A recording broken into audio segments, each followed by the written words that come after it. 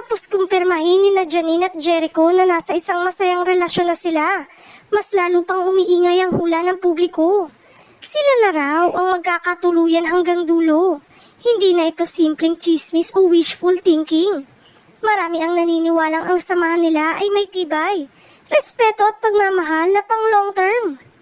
Araw-araw makikita sa mga post, behind the scene clips, at event appearances ang natural na chemistry at pagkakaintindihan nilang dalawa.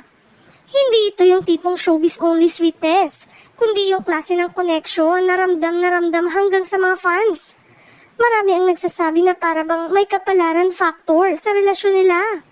Parang pinagtagpo talaga sa tamang panahon.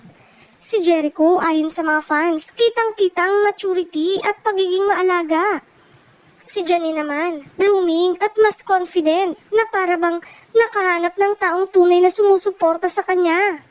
Dahil dito, maraming netizen ang nagsasabing kung may couple na tatagal, sila yun.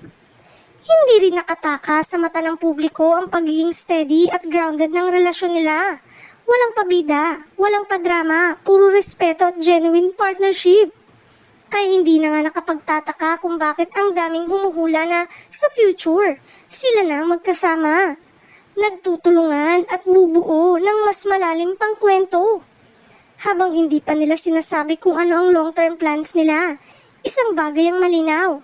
Kumpleto ang suporta ng fans at sa dami ng nakikitang positibong bagay sa relasyon nila.